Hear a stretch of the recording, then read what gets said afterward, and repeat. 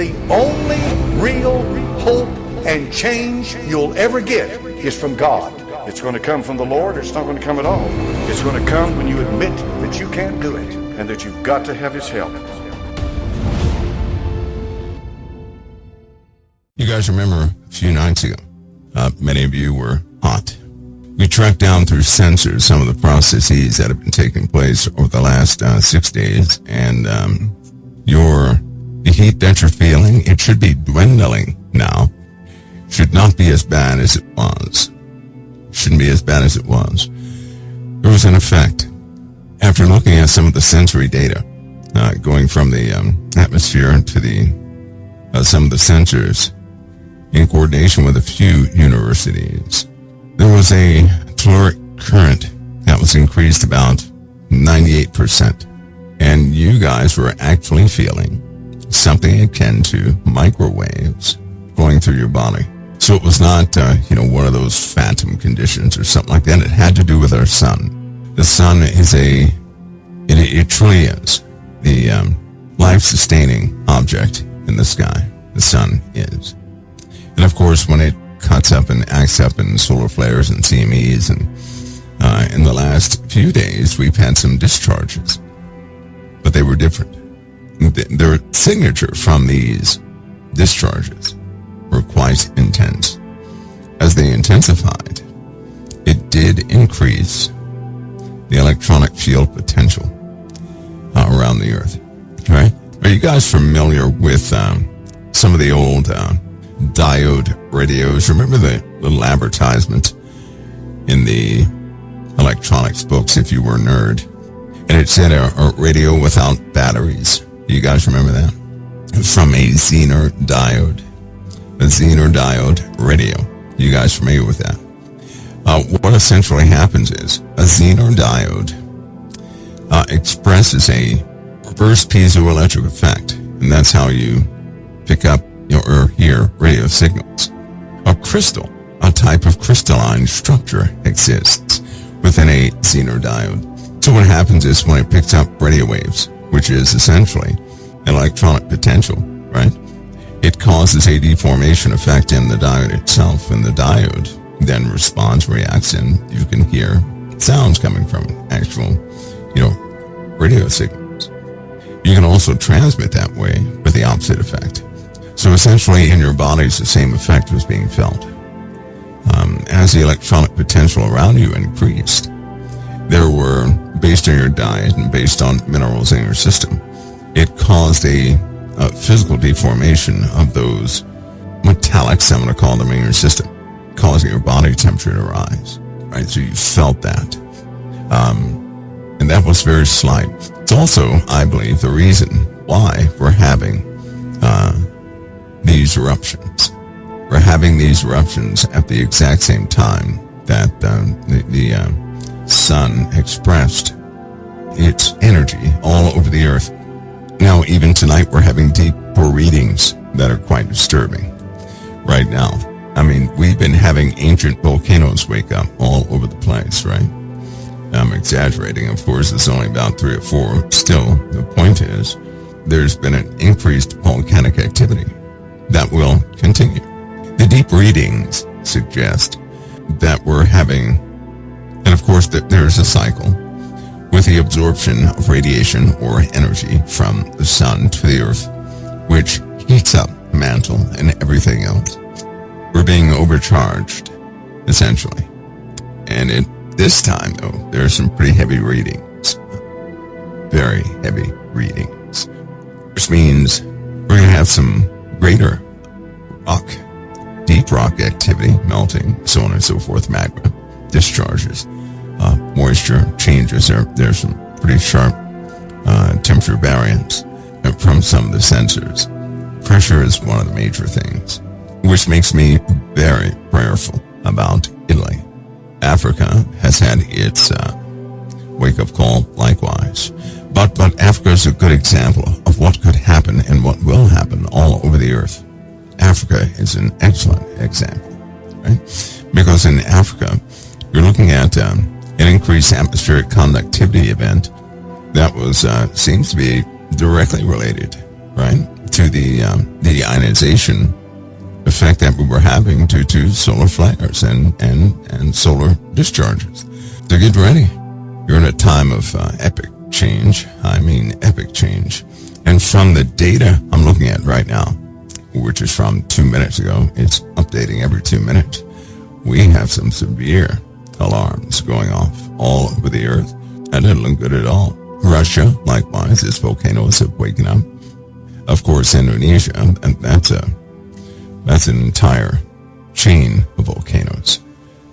But get ready for those effects. And it's funny, last night we were reading about the entire earth, all the islands, right? Land masses being moved out of their places. Ash is in the sky right now. Right now it's in the sky. It's beginning to inundate the northern hemisphere. These volcanoes are not stopping. They're just cranking out ash. That will affect our climate further. Get ready for massive change. Massive change. If I were you guys, I would, I'm going to do my best to educate you with simple terms. I don't want to get nerdy as far as volcanoes go, because you can start speaking a lot of jargon that makes little to no sense to the average person. But to know the effects that are taking place, to have an understanding of them is good. Unfortunately, the indicators of these eruptions, right, is post-event, meaning when the earth was disrupted, so were your bodies. That wasn't all that was disrupted. There were disruptions in the communications grid. There were disruptions in the power grid. There were mishaps, broken equipment. Other things were happening in the last 3 days, along with your bodies that rise in temperature in the middle of the night. So we've been having all that across the board. And it will increase as every time the sun goes on one of these cycles it's in right now. Expect those effects. And expect them with intensity. It is not comfortable. It's not. Because can you imagine being in the middle of winter? All of a sudden, you're bundled up. It's very cold outside, but all of a sudden you begin to sweat. And you don't know why you're so hot. You start taking off your layers because you're actually hot. Then you look at everybody else and they're doing the same thing. Right? That's gonna give everybody a moment to pause. They may not understand the interaction, right, of the sun with the earth, with the human body, and animals will go through the exact same thing. In fact, that night, when you guys began to burn up, animals were disrupted, disturbed. I'm sure they didn't have a restful night either. Sure they didn't.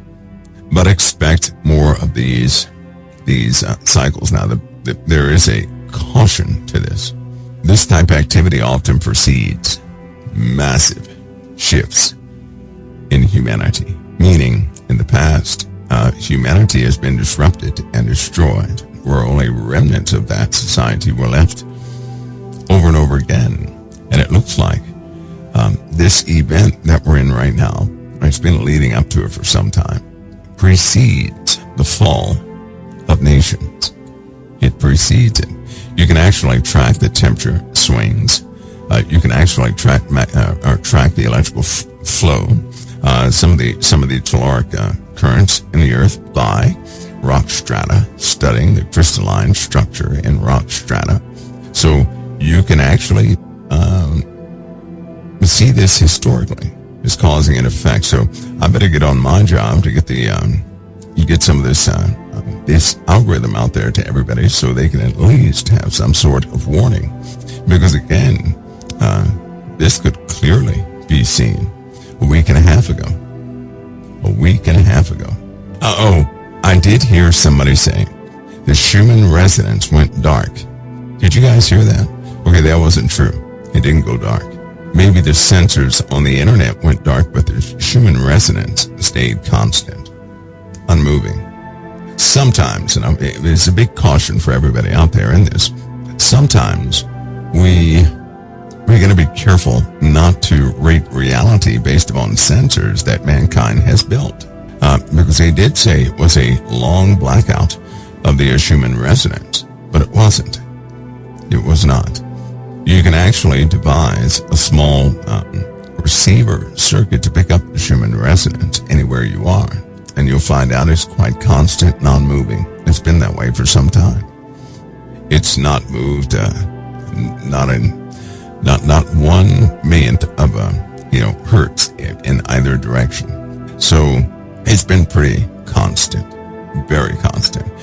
But I can't say the same for some of the electronic devices that actually detect the Schumann resonance, right? Because I hear this sometimes, often. I hear, something is affected, the Schumann resonance, it's off.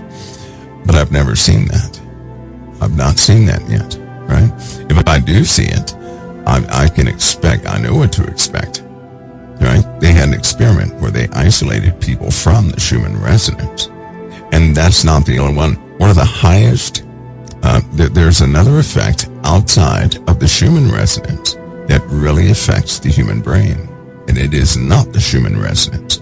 They had an experiment where they took people deep underground. And of course it was shielded. And they shielded people from all inbound frequencies, right? So everything was nullified.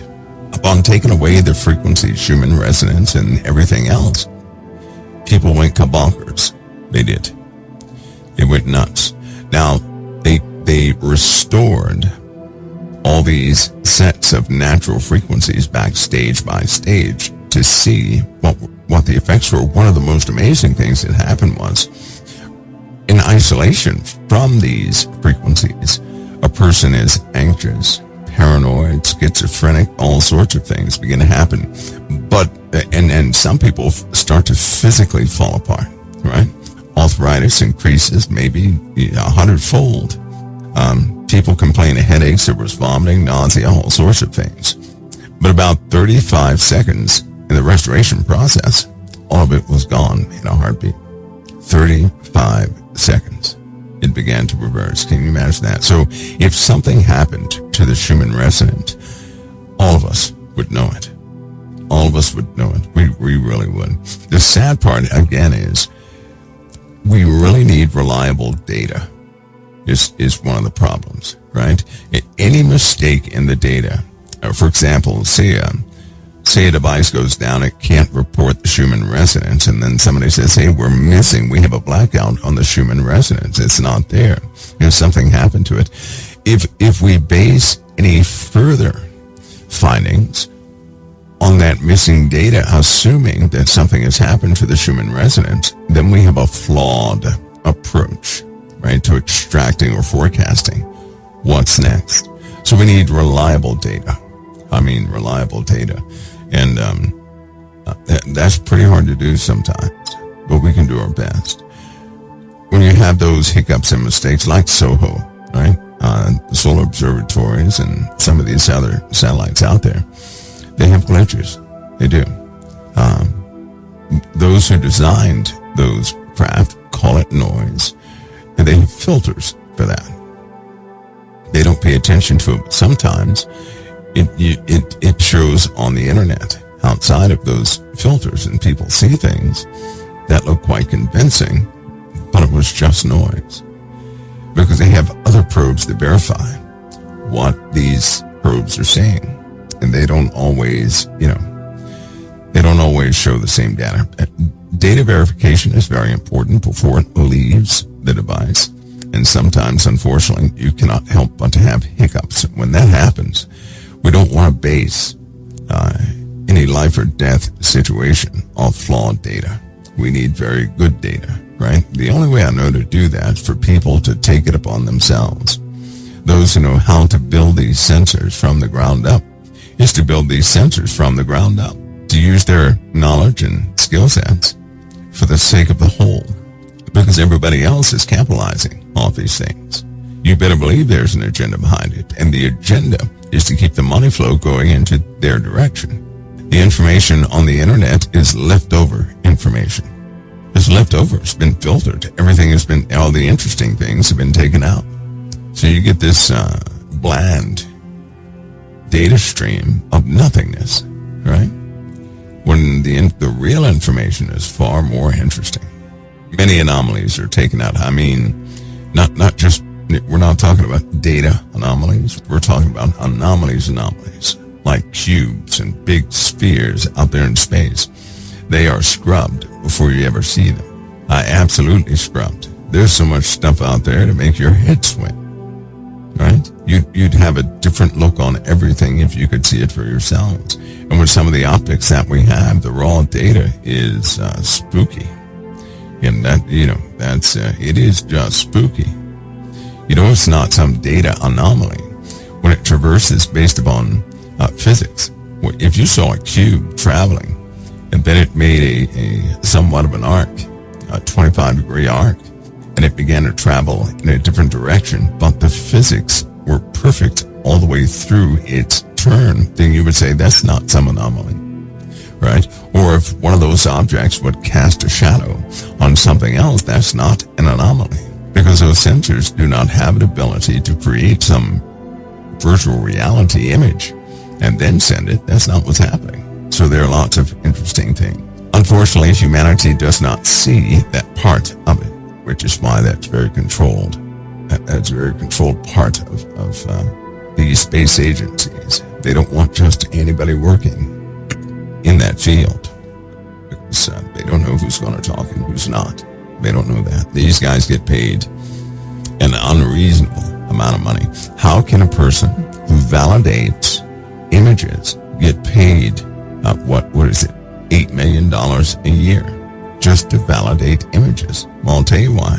Because that same individual is going to see things that nobody else is going to see. They give this individual a high salary, so they keep their mouth shut. And if you were paid that much money per year, you'd keep your mouth shut too to keep the job. So some people get paid an obscene amount of money, and clearly that money is being paid so that they can remain loyal to the project, not compromising it, right? They do not allow low-level employees who are not making that type of money to even look at things like that, because they will go out and tell the world what they have seen. But if you get somebody with a healthy paycheck, and they know why they're receiving a healthy paycheck, they're going to remain loyal to that healthy paycheck, especially if they have a family, right? That's how it works.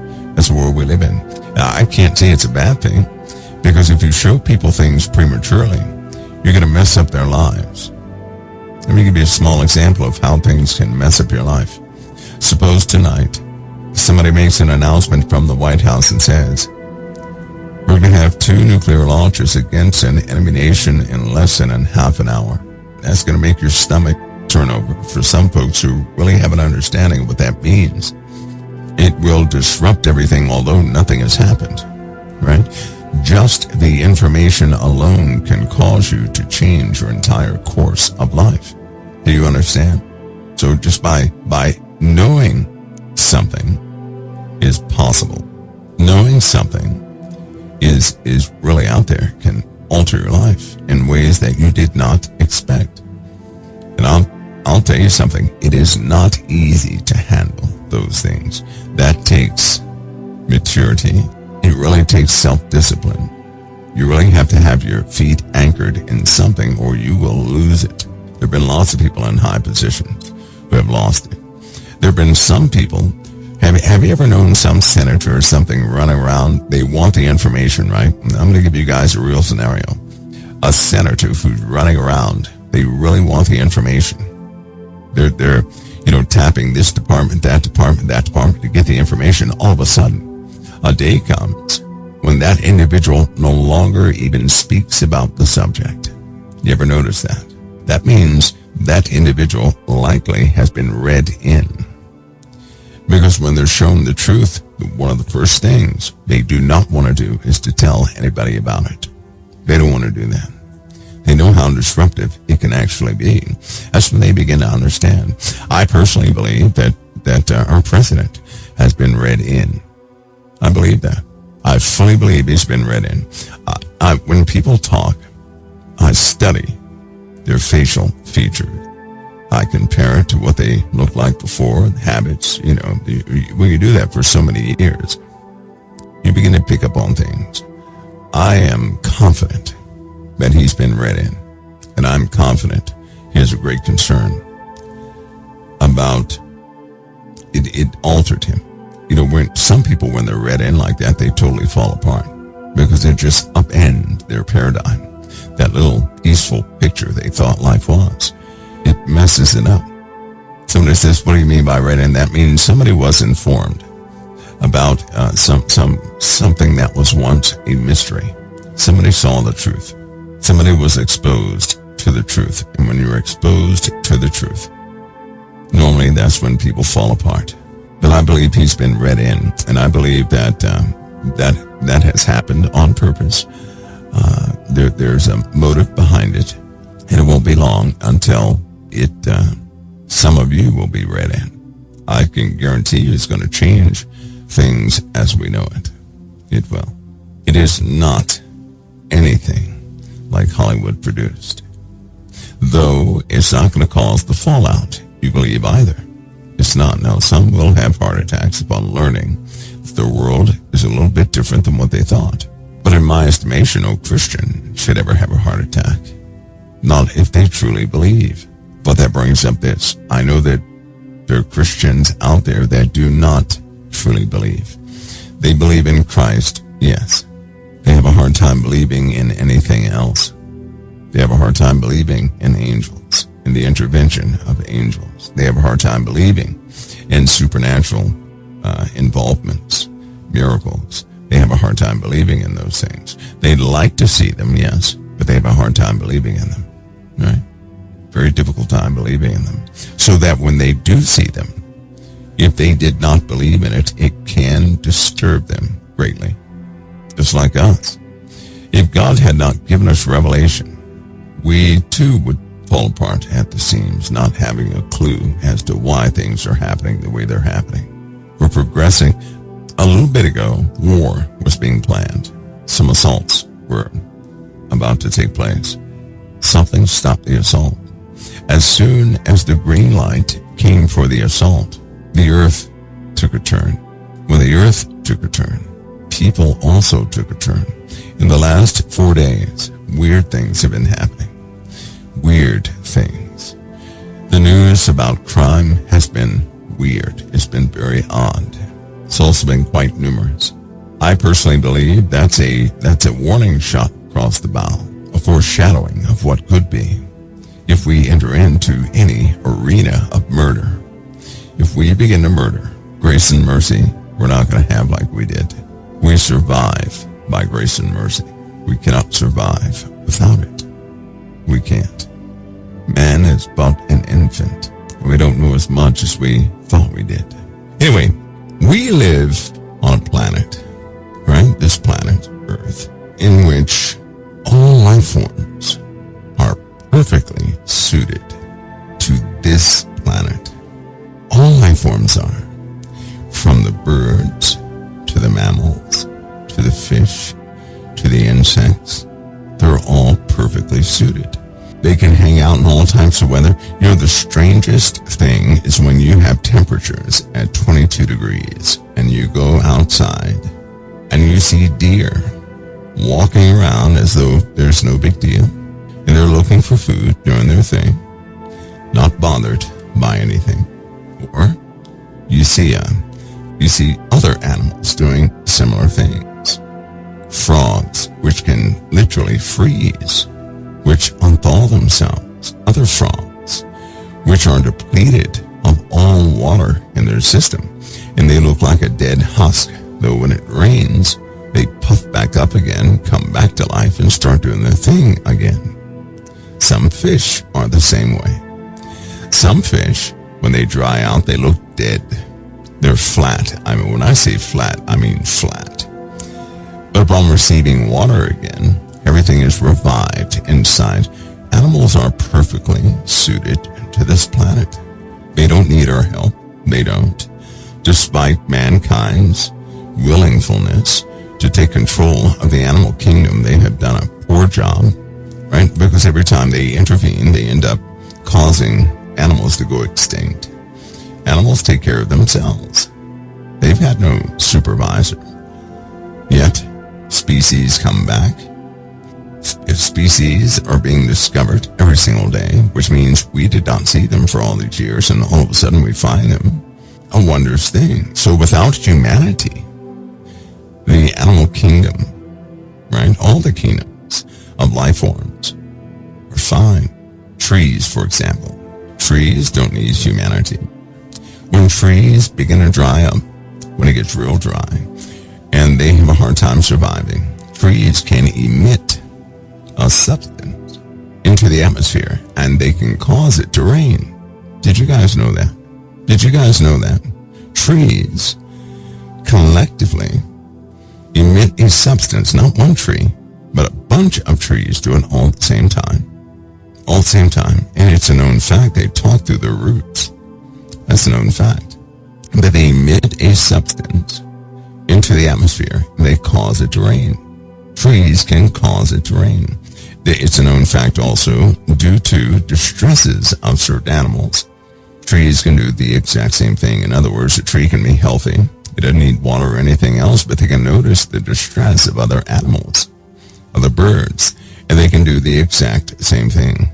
An amazing thing. There are certain animals that have an ability to vibrate entire continents. Did you know that? If their population shrinks to a certain level, all of them begin to set up, do this low frequency thing. They start to vibrate the earth, and they can actually alter the structure of an entire continent. Animals can do this. That's an amazing thing. Animals are perfectly suited to live here on this earth. They are. Bugs, perfectly suited to survive, to live here on this earth. But also in the animal kingdom, animals eat other animals. Dogs. You ever see a dog walking around? They have one leg dangling, but they're just as happy as can be. You ever see that? And dogs have innate, animals have innate abilities that will just blow your mind.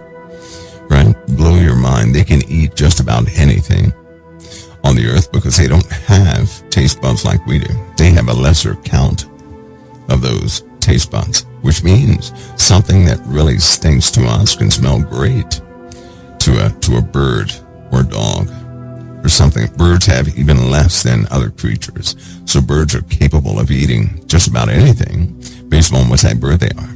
They find their specific food groups all over the earth, right? They migrate halfway across the earth for the sake of their young. Insects do the same thing. How can a butterfly fly around the earth and actually be successful at that? Butterflies are lightweight. They can be tossed and blown all over the place.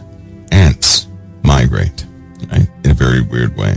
You know, the queen ant can fly up to the upper parts of the atmosphere with a male clinging to it. And wherever she lands, she can start a colony. Way up there in the atmosphere where it's freezing, where nothing can survive. And they travel all the way around the earth and land in places where they can start colonies. And not only that, but all animals are critical to the continued development and life of Earth itself. So all animal species are tied to another. Some of the most vicious and cruel animals. They're only vicious and cruel because that's the way we observe them. They play very important roles. I don't like spiders. I don't like spiders. Spiders are one of the most important insects on the face of the earth. One of the most important. And all those little critters and bugs keep you alive. In fact, you'd be dead if you had not been bitten by certain types of insects thus far. They boost your immune system. I find those things to be extraordinary, right? That all of us would be dead if we had no contact with certain insects. Certainly spiders. All of us have been bit by a spider. All of us have. But it was necessary. Your body utilizes that venom for very important things inside the body. If that weren't the case, right, if you didn't consume them or have that toxins in your system, you would have died by now. Animals are perfectly suited. I know it's harsh to look at the reality of animals when for example, when a lion goes up and he goes and gets one of his prey. It looks cruel, right? Here's what you don't know. Do you not know that when an animal, a prey animal, is in high distress, they don't feel anything? Do you know that? They feel nothing. So So imagine a lion biting into its prey. You think the prey is just in suffering. They're not suffering. They're not suffering. They don't feel a thing. They simply go into a certain state where their nerves are numbed, totally numbed, and they simply fall asleep. Their distress leaves and everything else. They don't feel things the way we do. Dogs they don't have a lot of nerves in their legs like we do, right? So for a dog to break its leg, it may be normally when it breaks its leg or is injured, like that's more of a shock than anything else. It's more of a jolt to the system saying, I have no use of this anymore, right? And it is mentally disturbing to the animal. Mentally disturbing. It is an amazing thing. Somebody says, I hear prey screaming. Yes, because it's mentally disturbing. There is a specific, the neurological system gives feedback when anything feels pain versus when something is in mental distress, right? The body lights up. Anybody's body lights up when you feel pain. If anybody out there had a toothache, your whole body lights up. All of your nerves and everything else go haywire. But when an animal goes through this, something different happens. There's no response from the center where the actual injury or wound or whatever the case is, that is, right? It's more of a mental shock to the creature. They have, just like a dog has powerful antibiotics in its saliva, just like a cat has powerful antibiotics in its saliva, better than anything we can produce, right? So they have a mechanism within themselves, and they don't go through some of the harsh things that we think they do. Here's the problem. As a human being, we relate everything to us. We're so arrogant that we believe everything is like us. We are not the creature suited to this planet. We're not. But let me not get there yet. So animals are perfectly suited to be here. Perfectly. You see them all year round, despite the temperature. They're quite resilient in their survival tactics and techniques. They have something called instinct. That looks sometimes, for some species, like intelligence, but they have something called instinct. Does anybody think God is a cruel God? Anybody? When I was small, I used to see animals suffer. That's what I thought I saw. I used to see them suffer. And it was very disheartening to see an animal suffer. For me, it was. And I wondered one day, because it built up, and I said, how can the Father allow animals to go through such torment day in and day out? That's torment. Why would he do that? So I became nosy. And when I went beyond all the textbooks, right, all that jargon and everything else, and you get down to the real experiments and the real findings, in laboratories, they have under tests, controlled tests, you can view some incredible things. Incredible. And what you interpret as pain for an animal is not pain. It's not. It's almost like a human being goes through shock. Right? Shock, when a person goes through shock, they're not feeling pain. They're in shock. They cannot make sense of the situation. It's exactly like if you don't see your own wound. You don't feel the pain from it. One time, I was injured badly. I did not see the wound. I functioned for about 6 hours, and I began to feel a little lightheaded. Now, because of how the blood was leaving my system, nobody else could see it either. But upon changing my boots, I knew I was injured badly. My boot was full of blood, both of them, right? And I started feeling lightheaded. When I saw the wound, that's when the pain hit. I had no pain. I had zero pain before I saw the wound. And I always look back to that saying, what's happening here? What is that all about? Why do I identify the wound and then you start feeling the pain? But for 6 hours, I felt nothing, not a thing, and it was a bad wound. So because I went through that, and it was not adrenaline, because we were sitting there a couple of times just eating sea rats, just talking to each other, just shooting the breeze. And there were other times I was walking around during that 6 hours checking on things and I felt no pain. Near the end of the day, when I went to go change my boots and socks, that's when I found out I was in trouble. That's when the pain hit. I was in no pain prior to that. It's almost like when you're sleeping, right? When you're sleeping, And you're not really in REM sleep, you're just sleeping, right? You don't really notice your pain. But when you're fully awake, it's like something comes back to you. Your nervous system kicks in to a specific level, and you begin to feel everything and anything that could ever be wrong with your body. And the pain returns, right? Anybody ever have an abscess or hurt tooth or something like that, and you forgot about it, and you were sleeping, but you forgot about it? But when you came to your senses, the pain came back to you. Strange thing. And we know that people take placebos, and they have no pain. There have been cases, and these are, you have to go research these. I would encourage all of you to research it. Do you not know that they have performed surgery with nothing? The person thought they were going under, but the person was not put under. The person was not given a local anesthesia, right? Some sort of anesthesia, something to take that pain away. They were given, what was it, salt water or sugar water, and they went through the surgery without feeling a thing, only feeling pressure. How is that possible? How is it possible to do surgery on a person that cannot take pain? You tell them they're being numbed, but in reality, they're not being numbed. They just believe that they're being numbed. And then the surgery is performed. The person recovers nicely. Then about a year later, you tell them, you know, you weren't really numbed, right? They found out something too. It's not good to tell a person they've had a placebo. Do you know why? There have been some findings behind that. If a person goes through any surgery, anything like that, they've been given a placebo to believe that their pain was numbed or something like that, right? It's good for them to continue to believe that they were numbed, because they have told people that you know, they were given salt water and things like that. You know what happened? The person started having nightmares, and they began to feel the pain in their dreams and nightmares. So in essence, their brain recreated the pain. They know the mechanism behind it. They know exactly why it works. It works because humanity is the strangest life form on this planet. Humanity is the one not suited naturally to be here on the planet. Every day that we live our lives, we improvise to live. Do you know that? We're not naturally suited to be here. All the other animals are. We are not. We're not naturally suited to be here. We don't have natural coats of fur to keep us warm, to keep us cool. We don't have that. We have to improvise. We have to invent things.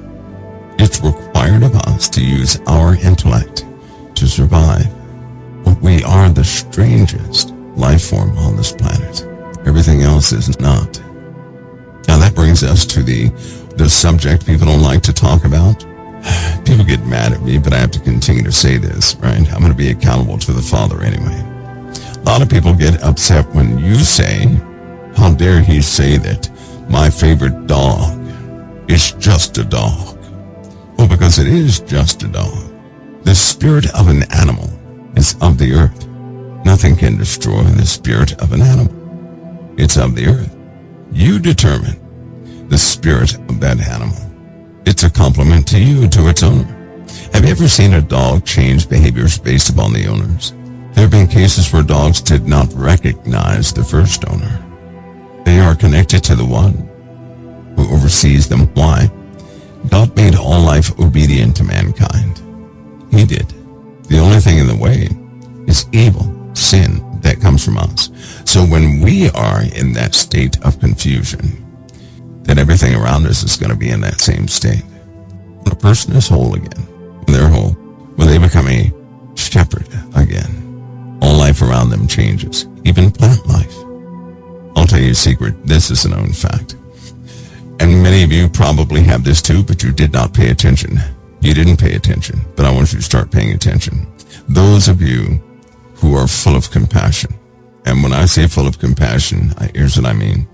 No matter how angry you get, you will not harm another human being. It is not in you to do that. In fact, the ones I'm talking to are the saddest people. And anything, listen to me carefully, when you have entered into conversations or things that could have hurt somebody else, you did so trying to fit in. It was not in your heart, which means you were acting. It wasn't in your heart. Now, I'm talking to those people. Have you noticed that if you have a bush or a tree outside of the window where you sleep, that tree points towards your room, your window? Have you noticed that? Anybody? Never plant a bush below your window. It will come up to the window fast. It's like it makes an effort to get to you. Trees will twist in odd ways to grow towards your window. Have you noticed that? It can be shocking for some people when you do take notice, because you'll be like, no way. That's what you'll say is no way. No way, no way, no way. But you'll catch on, because life is not quite like everybody described. Life is far more intuitive. Back to your pets. A lot of people think that their animals are individual, unique, animals with identity, things of that nature. An animal is a compliment to you. It's a compliment to you. So the spirit of an animal is in the flesh. Guess where I got that from? The Bible. The spirit of you is of the Almighty. The spirit of an animal is in the flesh. The spirit of a tree is in the tree, is in the flesh. The spirit of a fish is in the flesh. That's why they operate by instinct. Do they have intelligence? Yes. But they operate by instinct. Do they have compassion and love? They are a complement. You're the ones God put love in. Animals complement what you have in you, which is why you can also run across some devil dogs. You go up to a person who is evil, that pet is going to express evil type behaviors. Why? It complements the owner. So what does that mean when the pet dies? The body of the pet dies. The spirit of that pet, the instinct, is of the earth. It's impossible that it dies. So that means that same animal can be recreated over and over and over again. That's up to you.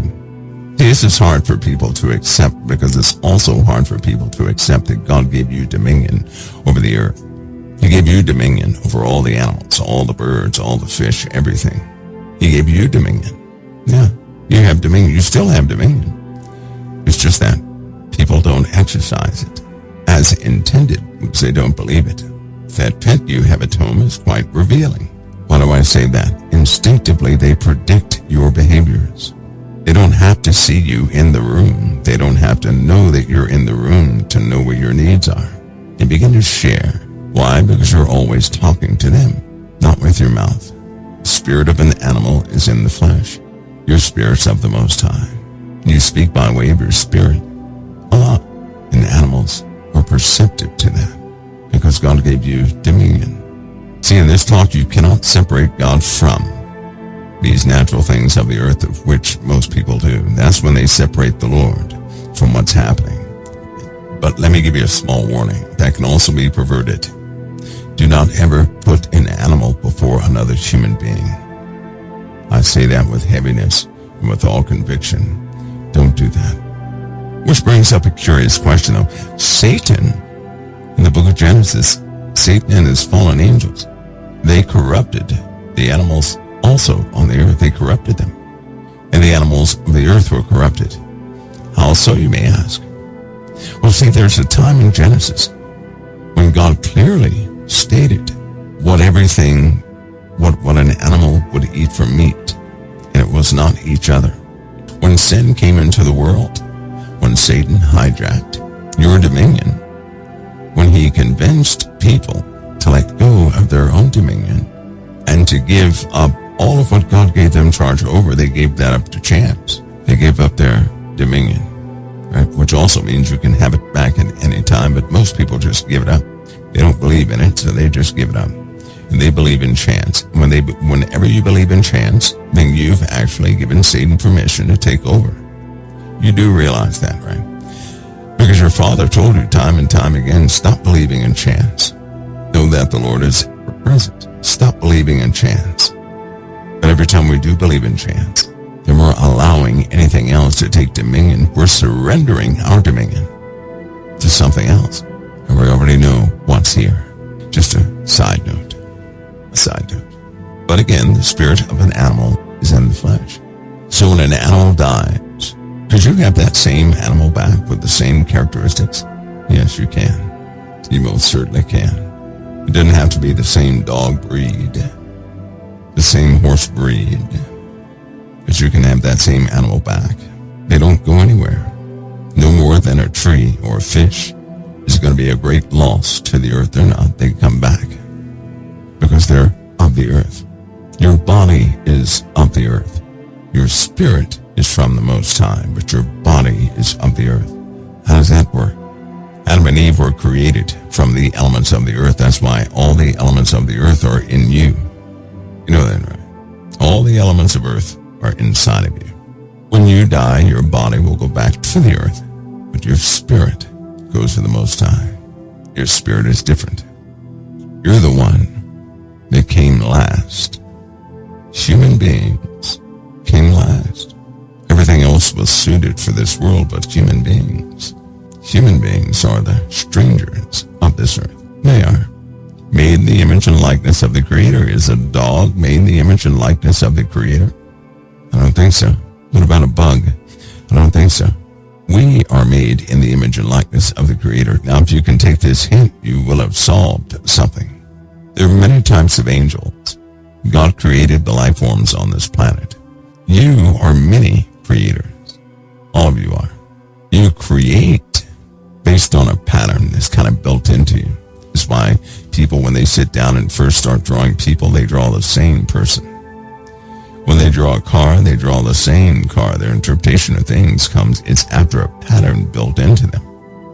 God made things based upon himself, patterns, the same patterns over and over again. So from the smallest things, you can understand the largest things. And from the largest things, you can understand the smallest things. That goes for insects and fish and birds and everything else. In the Bible, you start to read about God's angels and some of those things that are up in the heavens. They don't quite look right. You're not going to tell me that something with 6 wings with eyes all around it looks beautiful. Don't tell me that. Don't tell me that the 4 living creatures were ever called attractive. Don't tell me that. Don't tell me that. It's some real ugly fish in the ocean, but they're God's creation. We call them ugly because we base beauty based off our looks and what's pleasing to us. Arrogance. What's nasty to us is surely attractive to other species on this earth. But to our Father, after he created all things, he said it was good. He didn't say it was bad. So in truth, we call bad what God called good all the time because we don't like it. Isn't that true? We don't like it, so guess what we say? That's ugly. Well, that stinks. Some of the smelliest things on this earth have a sweet, sweet smell. The life forms of this earth. But all of it suited to be here. Self-sustaining. We are the only one that come into this world truly naked. We are truly naked. We have to improvise.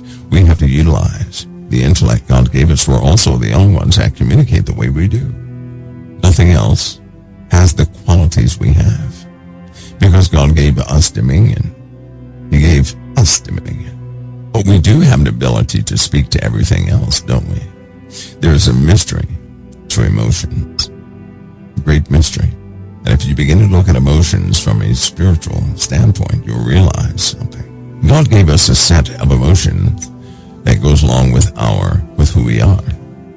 He did not give us all the emotions that man has named.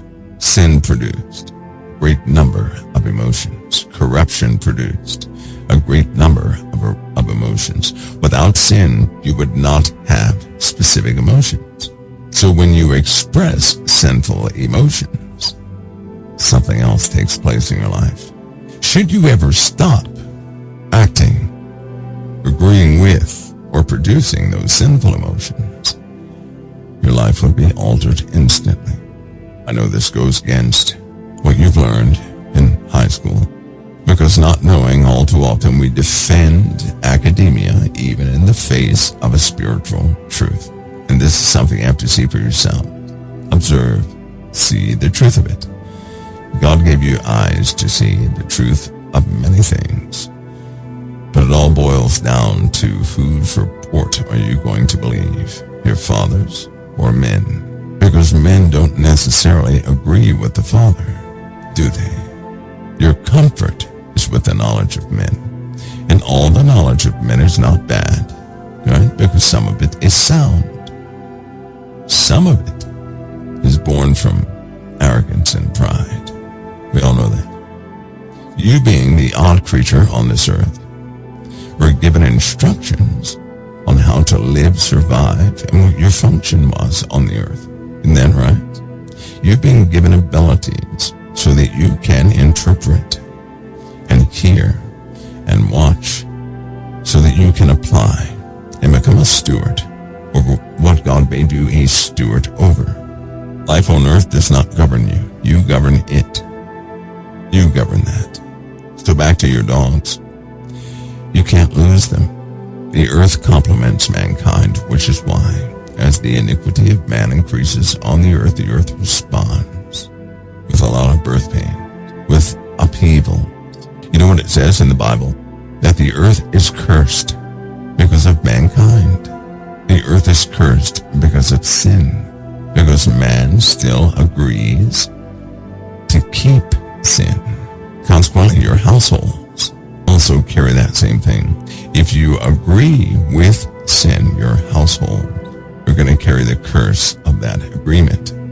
So how do you break that curse? Stop agreeing with sin. Now listen, to agree with sin is to willfully practice it. That means you can find yourself in a sinful situation, but you stood against it. You don't want to be there, so the Lord gave you a remedy. You know what he said? He'll make a way of escape. If you find yourself caught in sin, the Lord will always make a way of escape so you can get out of it. Now, why would he ever do that?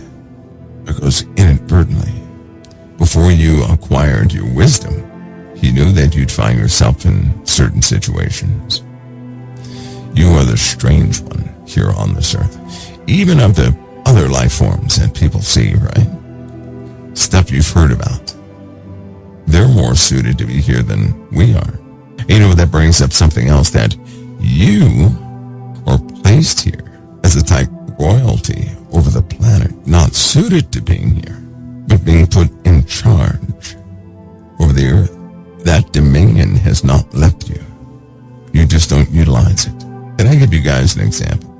You know, if I witness of myself, that witness is no good. It really isn't. I would so love for anybody else to tell you this, but I've never met an animal that did not like me. I've not met a child that did not like me. I know why. Within me I have no desire to harm another human being. None.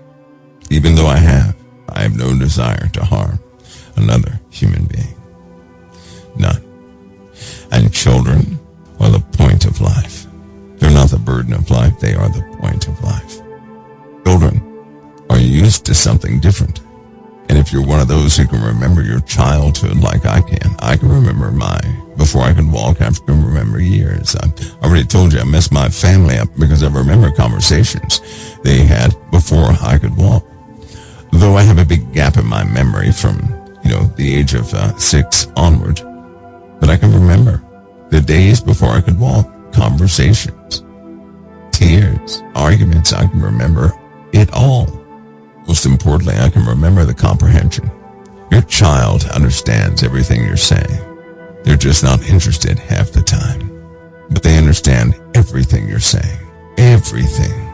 Please don't get around a child and think that they don't comprehend what you're saying, because they do. They won't always act on that. But they truly understand what you're talking about. But we are the strange life forms here. God equipped us with intellect, ingenuity, eyes to see, ears to hear. He equipped us with everything necessary to live on this earth. And we do live very different from all the other animals on the earth, because we're made in the image and likeness of the Creator. We too like to create. We too like pleasant things. And a lot of people have recognized things in nature as being comfortable to them. They subdue it. They use it. But we are the strange life forms here on this earth. Everything else is normal. We're the abnormals, but we're also the one who have dominion over the earth. Why would that subject even be important? Because it demonstrates how truth and unavoidable. This is something that cannot be ignored. Everything else is suited for this earth, and if you look at creation, you'll see it. But mankind was not put here for his or her own reason, but for a very specific reason. We have a responsibility over this earth. Now, because God gave you dominion, you know what that means? You cannot have dominion without authority. An ambassador to a nation goes into another nation, and he's authorized to do certain things. It's up to him whether he enacts that or not. All too often, ambassadors do not utilize their full authority. They don't do that. That also means God has given you an ambassadorship in his stead right here on this earth. But many people do not utilize their authorities God has given them. They've been convinced into settling for what the earth can yield to them. That's not how God set you up. And we have Christ who has put us back in position with the Father. There's nothing holding you back. Hear me, there's nothing holding you back. That's what you have to see. You're not the victim in this whole story. No, you're the point. The angels are not the point. You are. The demons are not the point. You are. You are. You're the reason for the earth. You are. Isn't that a very different way to look at things? How does one go about to begin to walk in that authority? You have to believe first, but not believe by way of your mind, but you have to believe by way of your soul, which means in the Word of God is a narrative. You have to decide whether you accept it or not. These are not the days to continue to ponder. It's time for you to make a choice. And after you make that choice, walk by it. Don't apologize for it. You walk by it. It is your choice. To choose to walk by authority, to exercise that authority, is simply to realize your Father has put you here. No mistakes were made. You've been fearfully and wonderfully made. That you have a high purpose on the earth. You need not establish one yourselves. You already have a purpose on this earth, and simply begin to live by those standards the Father gave you. Because it's almost like the body of Christ right now is stepping over dollars to pick up pennies, right? That makes no sense, does it? That was a pun. That was an interesting pun. I didn't mean to do that. Somebody out there has to use that one day. That was funny. Stepping over dollars to get to pennies, and that makes no sense. That's my humor. I'll get better at that. But you guys get the point, right? You're not the victims here on this earth. You've simply been talked into not walking in the authority or the capacity that God has laid out before you. God equipped you, or you would not be here. You wouldn't be able to survive if God did not equip you.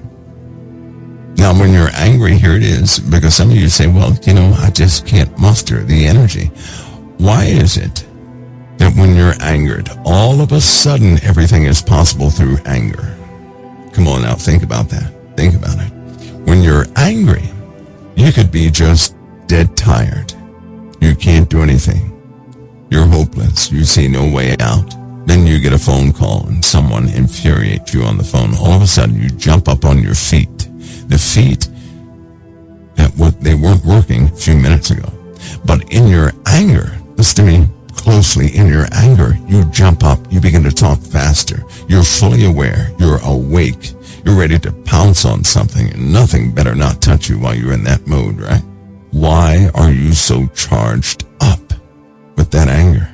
You were just tired, depressed, didn't want to go another moment, but as soon as you get angry, you change. One of you guys said that Sister Heidi was talking about epigenetics on Pastor Paul's show before I got there. That's exactly what that is. That's what demons know that you don't. They know about epigenetics. They know that by way of your intent, by way of what you accept, you begin to do. And when you begin to do things, your entire body is transformed to complement your desire. Don't you know that? Whatever your desire is, your body will conform to it. Now, some of you have been paying attention. When I was small, don't laugh, do not laugh, but I was knock-kneed when I was small. They thought I needed braces. They did. They're like, you're going to have to wear braces because your knees are tight. It was bad too because I would run and knock my knees so hard my leg would give out and down I went. But what happened was, just out of the blue, I began to walk differently. I said, I'm going to walk like this and straight back because I used to see other people walk. They weren't walking like I walked. And so I altered that. Within a year's time, my legs were perfectly straight without braces. No braces. Well, that's not the only thing. It's not the only thing. There were things I had to be equipped with. And I'm telling you, the body altered to meet the standard. You ever need some alteration? And it's not that you have to believe in it. You simply need it. And so you become focused on it. You're saying, I'm going to have that. So you start, your posture may change so that you can achieve it, whatever the case is. And after about a year, you have it. Everything is altered. I'm telling you, that's epigenetics. See, they found out with epigenetics that you can actually think a thing and your body will start to alter gene expression. Without altering, it does not alter the underlying DNA, it alters gene expression. And what that means is the packing and unpacking of your DNA is a very important process, right? It determines what you look like, how big or small your nose is, what your smile is, all sorts of things. It will determine that. There's something called, well, I'm not going to get into that, but epigenetics. It's just that. It's the same way a demonic entity can jump into a person that person physically distorts right before everybody's eyes. You have that same ability based upon epigenetics and discovery. Something they discovered that causes the foundation of the Word of God to be so incredibly real, because in the Bible it says, as a man thinketh, so is he. Whatever you have accepted, that's what your body carries out. If you accept your sickness, listen to me, if you accept your sickness, and that's what the world does, if you accept it, your body will continue to conform to it. But I'm going to go back to the placebos. When somebody is given a placebo, they no longer accept their sickness. They accept the healing. They think the medicine, the fake medicine, is going to do its job. They're going to be back to normal. So they accept the healing. They're not denying it anymore.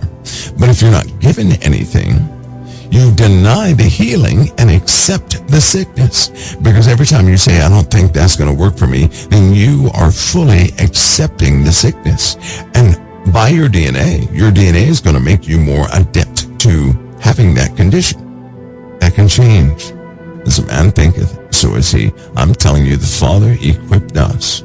So great. Epigenetics is a very real thing. It's all tied to your faith. You have the authority. I personally have been poisoned, right? I've had overdoses, radiation. I've been exposed to chemicals, HG nerve agent. I've had neuropathy for a long time. It's almost gone. Who has neuropathy that just goes away? I've had a collapsed lung that somehow repaired itself.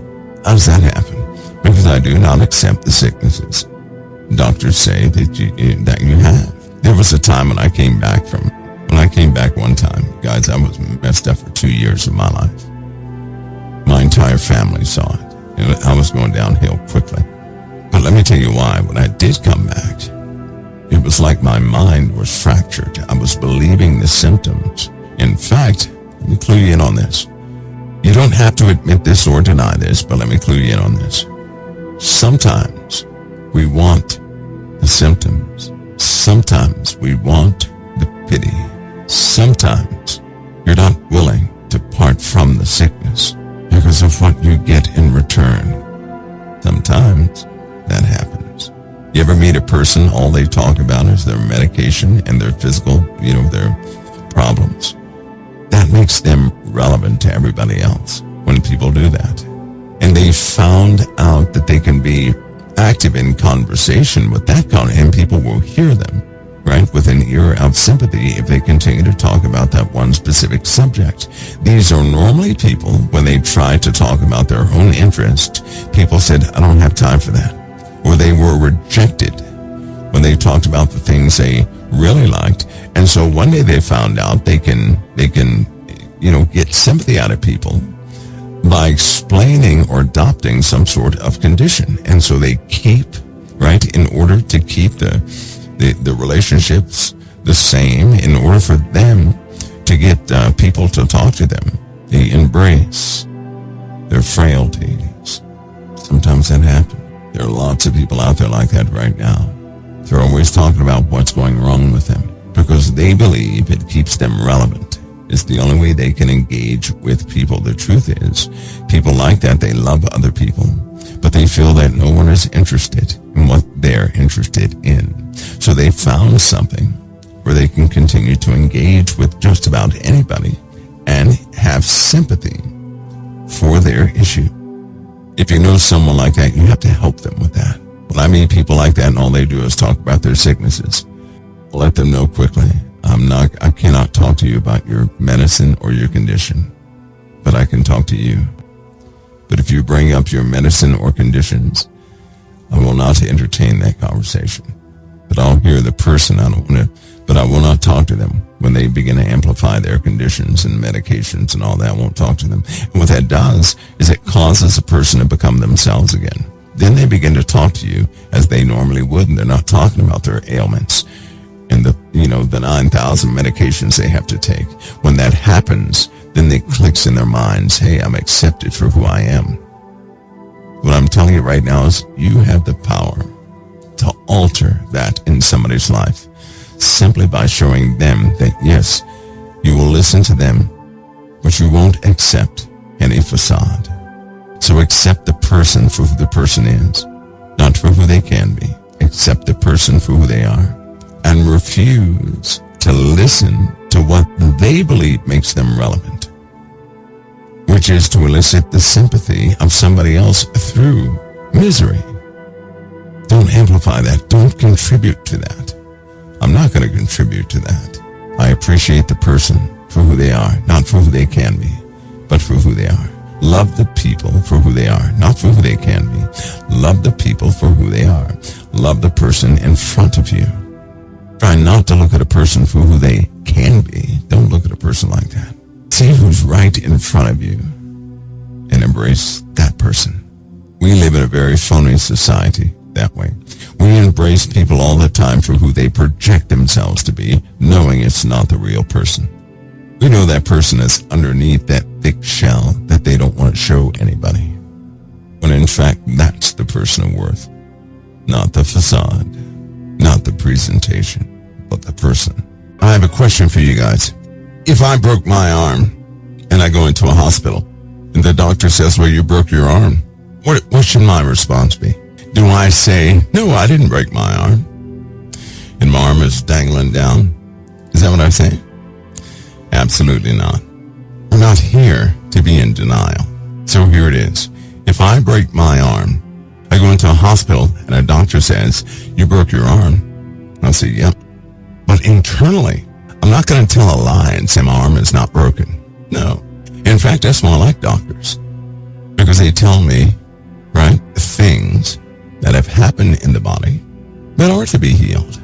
I don't deny, because if you go in there with some sort, if a doctor tells you that you have cancer, you don't step into the arena of untruth and say, no, I don't. That's denial. You don't do that. You listen, you'll say, if you can verify, you say, okay, but you have to know in your heart, well, I'm not going to stay that way. See how different that is? Because your Father is a healer, correct? Or we're not here to deny that the Father heals. To deny that the Father heals is to deny that you've been broken or sick in the first place. We're not here to walk around and step into the arena of untruth, denying everything. No. You acknowledge the truth always, but have an understanding. You don't have to stay there. You don't have to stay broken. You don't have to stay sick. I do it all the time. I've been told plenty of times I wouldn't recover. I just said, that's your opinion, because I know in my heart I will recover. I'm not here for me, and there's the big thing. Let me ask you guys something. What are you here for? You're the strangest life form on the planet. This is clearly not your home. What are you here for? What are you here for? Because see, I'll tell you a way you won't be healed. Why would God heal a person who will simply be healed and do everything for themselves yet again? There's no real motivation of love in that. I know for a fact I'm not here for me. I'm here for everybody but me. And there are tasks to be performed for other people, not for me. I'm not here to swell up my life and spend all my everything on me. I'm not here for that. I'm here to utilize every single ability within myself for the sake of somebody else. That's why I'm here. You know what's so funny? Satan can never go against that. He can't do anything with that. But if you're living for yourself, you're going to end up with the same conclusion. I don't deserve it. I'm not worth it. I'm this. We already know that. And why would God heal a person who's only going to magnify their own lives? There's no purpose in that. So I'll ask you again, gently, why are you here? Why are you here? It's one of those questions. Often people, they don't want to look to that. Face it. Don't ignore things. Don't step into the arena of untruth. Occupy truth. There's a lot to be done. Didn't he say the harvest is ready, but the laborers are few? Therefore, pray to the Lord of the harvest. Didn't he say that? Of course he did. If you were to set your heart to labor for your fellow man, if you were to do that, the Lord would not withhold healing from you. He wouldn't. But if we're selfish, if we're going to end up right back at square one, why would God heal us to go backward in life? God does not do a vain thing. See, a lot of people want to be healed, but here's what they have not concluded because they didn't go through the whole process. If he were to heal them, they would simply end up right back where they are right now. I hear people all the time, and I've heard them say, if I could ever get back to the way I was, healthy, this, that, and the other, I would go out and just enjoy myself. And that's why you're not going back to the way you were. That's why you're not going to be healed. Because if God were to heal you in that mindset, you would be condemned. You would be lost. There'd be no salvation for you. Do you really think your Father is going to risk you not having salvation? Nope. And you can't trick him either. You can't by your mouth say, Lord, I'm going to serve you if you heal me. He already knows the end result for you. He knows exactly what you're going to do. So the real issue here is you have to make up your mind. And anybody who's going to serve their fellow man does not wait for healing. They begin right there where they are without excuses. If you're a person who says, I can't serve the Lord because I have to be healthy first, or I have to do this first, then guess what? You're not going to serve him when you get that thing you're asking for. Anybody who serves the Lord and does so in truth would do it at their own expense. They'll do it if it costs them their life or anything else. So that means they're going to start where they are and serve the Lord. In their state they're in now, they're not going to wait for anything. They're going to do the right thing right now. Now that person is going to be fully restored. I know that one. I don't even have to have faith in that. I know that. But for the person who says, well, I need this first and that first, and if the Lord does this, then I can go and do that, you're not going to move. The Lord has already tried you in that area. And when he did restore you a little bit, you blew it. And when he did give you the supplies, you blew it. And when he did do this, that, and the other, you blew it. He already knows that. And if you recall in your life, he tried you in those areas, and you blew it. The point is this. You already know with your own eyes, your experience and everything else, that somehow all the animals of the earth are made for this earth but you. You're the oddball here, which means this is not your home. You're passers-by. This is not your paradise, right? So because of that, you already know you're not going to stay here. You're here for a purpose. And that purpose, Jesus has already defined. With the commandment of Christ to love your neighbor as yourself, with him saying there's no greater love than one laid down his life for his friends, we know what the cause is. We just have to agree to do it. Walk in that dominion and authority the Lord has put you in. That's yours. You wouldn't exist without authority. You'd be dead already. You wouldn't be able to survive. But our minds cannot be warped. We have to be sober, standing in truth, not giving excuses as to why we can't conform, why we can't do this, that, and the other. Because when you're serious, you're not going to wait for anything. You're going to start where you are. If you had a broken leg and your favorite person in the whole world was sick and you had a heart to help them, you're not going to care if your leg is broken. You will improvise and get to that sick person. Do you know that? You'd hurt yourself further to get to that person. Whoever does that, they can look for restoration. You know why? Because they were willing to do the right thing despite their own status. That's key to true healing. Healing is not some external thing. God doesn't heal you on the outside and leave the inside broken. God will heal you from the inside out. He'll make you whole again. But that's based on the truth of you. Not your concepts, but the truth of you. And the truth of you is what you're doing right now. You want healing in your life, but the healing is top priority, even over you risking everything to help somebody else. For the people who have been healed, healing was not the priority. The people were the priority.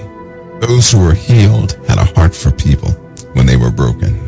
They agreed to help people in their brokenness. You're broken for a purpose. You're not stuck. You're presented with an opportunity that is rare and unique. Your long durational problems, they're an opportunity and you can't see it. When your heart is turned toward your fellow man, in that same day, you're going to use what you have for your fellow man. You're not going to talk about healing. You're going to talk about what you can do for your brother, for your fellow man. And in that day, you'll be healed because then your heart is right. All of us are broken. And to those who put their fellow man first, you know that healing had come. But to those who put their healing first, you're still broken, seeking the healing. Sure choice. But I tell you now, by love when you put your fellow man first, and your heart is in servitude towards others. In that moment, it's not a big deal if you're healed or not. You're going to utilize everything that's still working for the sake of your fellow man. And I'm telling you that your Father will equip you when you begin that work. Our Father works in truth, not in deals, certainly not in lies, and he does not do a vain thing.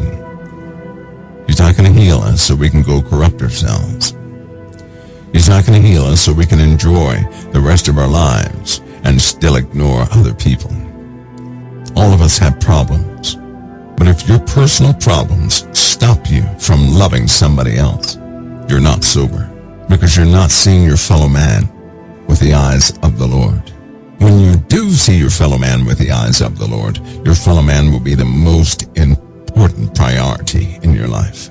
And so in your broken state, you'll take all what that's left over with you that is working, and you will utilize it to lift up your fellow man. That's what you'll do. My first healing took place that way. I was physically broken, and I said something within myself because I was going to pray for a healing so I could do some things. You know what I said? No. Lord, in my present state, I'm going to serve you anyway. I didn't ask for a healing. I didn't ask for extra knowledge or anything else. I simply determined within myself that I was going to serve him broken. The way that I was broken, I was going to serve him anyway. And I went forward to do it. In that same hour, I was healed of something that shouldn't have been healed. And it's been all uphill from there. Those healing things that happen in my life so frequently, I just have to apply that to the rest of my life. Yes, that means we always have those areas we have not perfected. But when it comes to healing, no brokenness is going to stop me from serving my fellow man. Doesn't matter if I'm broken or not. It matters if people are fed. That's what matters. Some of you out there, you're no different than me. You won't touch a drop of food at the table until everybody else has something. That's just the way you are. You're always going to make sure that somebody else has something. You do not make the story about yourself. In fact, you don't even like the story about yourself. But you want to see people go forward and go higher. You want them to be successful. You want them to be prosperous. You want them to be healed. You take no thought of yourself. I'm not the only one. There are others out there like that. The one thing you know is healing always takes place when it shouldn't. And that you survive and get through this world by God's mercy. God has supernatural mercy upon your life because you're so merciful. I tell you, whatsoever a man soweth, that shall he reap also. Walk forward in that truth. Become witnesses of what the Lord said he would do. He's faithful. We're the ones who are not so faithful all the time. God is always faithful. He'll always honor his word. It will never return void. We, however, we are strange sometimes, double-minded to a degree. But in the time where we're going to see enough betrayal from this day forward happen in many governments. Let's not betray ourselves, nor deceive ourselves. That way all of us can be whole. That's your predestined point, is to be whole. Whole means healed, sober, restored. It's what your Father desires of you. Remember, the word says, I would that you prosper as your soul prospers. So if your soul is not prospering, there you have it. God's word is real. Approach it with sincerity. Make some choices finally, but make no excuses. Start where you are. Start with the addiction, with the problem. Dare to love your fellow man as Jesus commanded, and watch his word unfold in your life. Do it in truth. Don't do it to see what will happen. Do it in truth. Do it because you want to see your fellow man make it. I want to see people make it. Because Lord knows, he's already shown me a great many who will not make it. Folks, I'm not going to hold you. I'm going to say God bless all of you. You thought this was going to be about ETs or something, didn't you? No. Of all the strange creatures on this world, we're the ones put here to govern everything else. We are. Now listen, we do have geo alarms going off all over the place. I want you guys to know that. All over the place, everywhere. I've not really seen it like this, so I'm going to have to interpret these results. I'm going to just prematurely say it's probably because of all the activity from the sun. Whatever's happening in the earth is not done yet, but it is very active. Also, this is very difficult to explain, so I'll say it like this. Mankind's mental state is degraded for certain types of people, which means the nature of crimes will shift. It'll seem like those who would do evil are a bit bolder in what they're doing. And we're in that season of betrayal. Hope you're buckled up, because everything you trust in this world, by the time it's over, will have betrayed you. And you're about to see an example of how they betray each other. God bless you guys. I'm going to see you next time right here at the Council of Time. God bless.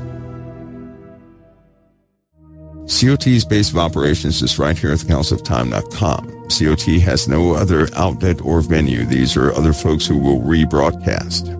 Anything COT does is by the main page here at thecouncilofTime.com. Notice also in the last days perilous times shall come. For men shall be lovers of their own selves, covetous, boasters, proud, blasphemers. It takes the grace of God to change us, folks. How can you be saved if you're not willing to repent? And the Lord Jesus Christ said, except you repent, you shall all likewise perish.